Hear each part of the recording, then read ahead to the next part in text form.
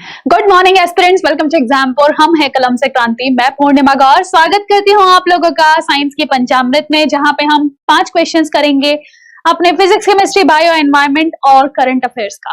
तो चलिए फिर अपने क्वेश्चंस की तरफ चलते हैं। पहला क्वेश्चन आप लोगों से कहता है, the image formed on a cinema screen is an example of. भाई साहब, ये सिंपल सी चीज वो है, आप लोगों ने एक निर्मा वाला एड देखा होगा जिसके अंदर वो एक पूरा गांव बैठ के एक पिक्चर देखना चाहता है, और जब वो पिक्चर देख रहे हैं, पिक्चर बहुत धुंधली दिखाई दे रही है, तो वहां पे एक स्मार्ट सी लड़की उठती है और वो कहती है कि रुक जाओ, अभी काम मैं करती हूँ। और वो क्या करेगी, वो उस प्रोजेक्टर का मुंह एक सफेद रंग के कपड़े के ऊपर जो ज्यादा ब्राइट है उसके ऊपर वो लगा देती है, तो आप उस पर देखते हो पिक्चर काफी क्लीन आ रही है। तो हम क्या देख रहे हैं, यहाँ पे जो पिक्चर है कहीं ना कहीं वो किसी कपड़े के ऊपर आ रही है। अब मान लीजिए उसकी जगह वहां पे कोई इंसान खड़ा हो जाता, क्या वो पिक्चर उसी के ऊपर आ जाती?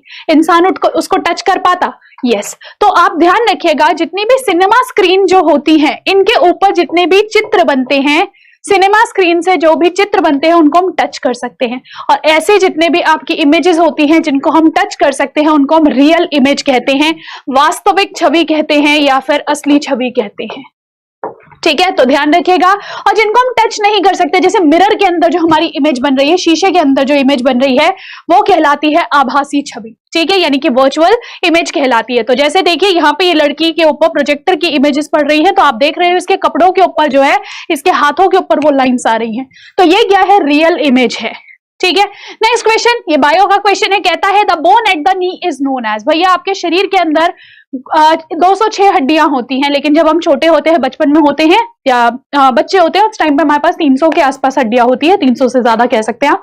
लेकिन जैसे जैसे बड़े होते जाते हैं, कुछ बोन्स फ्यूज होती जाती है। और क्या आप जानते हो, जब हम बच्चे होते हैं ना, हमारे पास घुटने की हड्डी नहीं होती, वो सिर्फ घुटने की उपस्थिति होती है, धीरे धीरे वो हड्डी में कन्वर्ट होती है।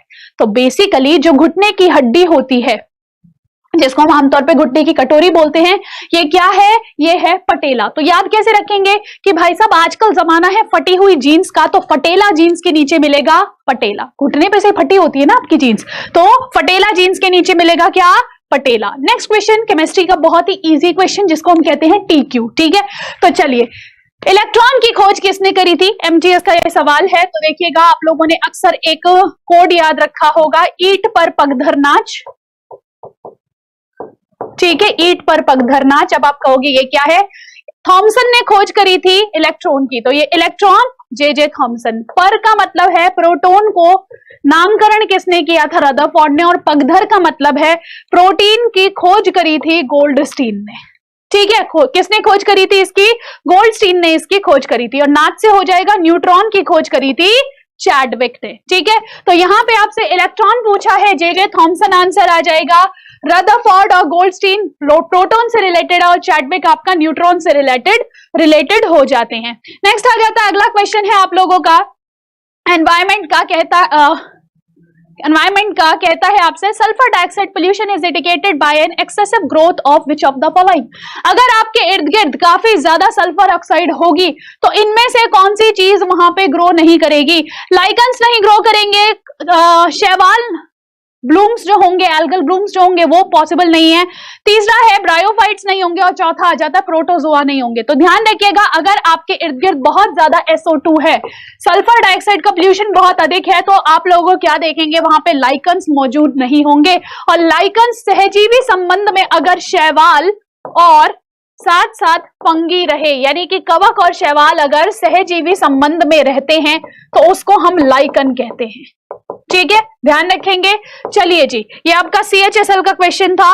नेक्स्ट आपके पास अगला क्वेश्चन आ जाता है अपना करंट अफेयर्स का। कहता है कि 57 नेशनल वाटर अवार्ड्स दिए गए हैं 2022 में। देखिए, नेशनल वाटर अवार्ड तीसरी बार दिया जा रहा है, 3rd नेशनल वाटर अवार्ड है। इस बार 57 अवार्ड्स दिए गए हैं, जो 11 अलग अलग कैटेगरीज से हैं। इन 11 अलग अलग कैटेगरीज में अगर मैं टॉप स्टेट की बात करूं, तो उत्तर प्रदेश टॉप स्टेट में आ जाता है। इसमें क्या है कि पानी का संरक्षण आपने कितना अच्छा किया, अपनी नदियों को कितना साफ रखा, इस आधार पे आपको ये पुरस्कार दिए गए हैं। दूसरी बात यहाँ पे क्या आ जाती है कि इस प्रोग्राम के अंडर ये 29 मार्च को इसके अवार्ड्स दिए जा रहे हैं, और इस प्रोग्राम के अंदर जल शक्ति अभियान शुरू किया गया है, जिसके आगे कुछ लोगो है, जल शक्ति अभियान और ऐसा आप कीजिए। ठीक है, ऐसा एक प्रोग्राम स्टार्ट हो रहा है जो नवंबर 2022 तक चलेगा। ठीक है, एक लंबा स्ट्रेच वाला प्रोग्राम है। तो आपको ये बताना है कि जल शक्ति अभियान को पूरा करना है। Basically catch the rain, drop the water, conserve the water या फिर सेव द वाटर, यानी कि वर्षा को बचाइए, दूसरा है पानी को खर्च कीजिए, तीसरा है पानी का संरक्षण कीजिए। तो देखिए कहीं ना कहीं ये दोनों सेम से ही ऑप्शन लग रहे हैं, ठीक है। तो हो सकता है ये तो नहीं हो, लेकिन मैं चलो फिर भी ऐसे तुक्का बुक्का नहीं लगाते, आंसर ध्यान रखिएगा कि इसका जो थीम है वो है कैच द रेन, यानी कि इस बार हमें जल संरक्षण, जो वर्षा का संरक्षण है वो बेसिकली करना है। तो आई जस्ट होप सो आपको ये सारी चीजें क्लियर हो रही होंगी। और कुछ बच्चों के मैं कमेंट्स देख रही थी, कह रहे थे कि मैम क्वेश्चंस का नंबर इंक्रीज कर दीजिए। बेटा जैसे जितनी लंबी वीडियो होती जाती है ना, उतना ही फिर क्या होता है कि उसमें टाइम लगेगा, है ना। और दूसरी चीज क्या आ जाती है कि 5 मिनट में अगर 5 क्वेश्चन हो रहे हैं तो ये छोटे छोटे सेशंस आपके लिए फायदेमंद होते हैं। अगर आप जो है ऐसे ही सेशंस करना चाहते हो तो हम प्रैक्टिस सेशंस आपको रोज देते हैं दोपहर को 3 बजे SSC exams by Exampur YouTube channel पे, तो आप वहां हमारे साथ जुड़ सकते हैं, ठीक है। तो आप सभी से मिलूंगी मैं दोपहर को 3 बजे SSC exams by Exampur YouTube channel पे, तो मिलेंगे वहीं। This is Purnima Gaur signing off, take care, bye bye.